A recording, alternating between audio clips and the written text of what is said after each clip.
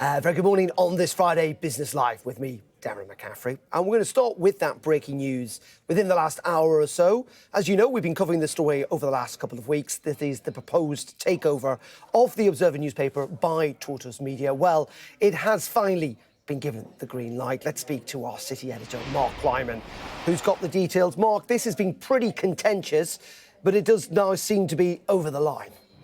Yeah, it's a highly contentious deal, Darren, ever since the talks between Tortoise Media and the Guardian Media Group, the parent company of The Observer, first emerged back in August. Now, of course, this week, Guardian journalists went on strike for the first time in decades in protest the sale of the world's oldest Sunday newspaper to a 6-year-old digital media startup. And so the timing of this confirmation that the deal has been given the approval of the board of the Scott Trust, which is the Guardian's owner, feels pretty incendiary. I understand from sources inside the Guardian that that there will be consideration given to further strike action in the wake of this announcement this morning. And just to recap the major details of the sale, the Scott Trust will retain a stake in the Observer by virtue of taking a shareholding in Tortoise Media. Itself, Tortoise has pledged to invest £25 million in the Observer and retain its print edition, as well as giving it a dedicated digital presence, which it doesn't really have at the moment.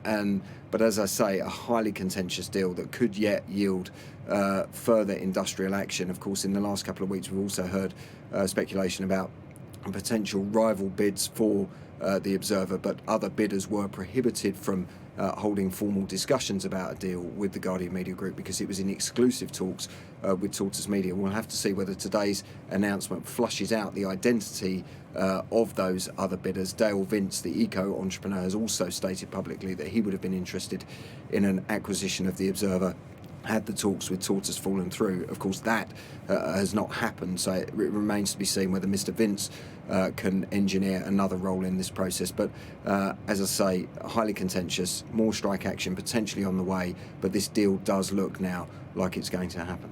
Yeah, indeed, there has been lots of concern, hasn't there, Mark, about how sustainable this bid is, given Tortoise Media's current accounts and where the money's going to come from. I'm sure you'll be across it as we go into the weekend. Mark, thank you very much indeed. Mark Kleiman there.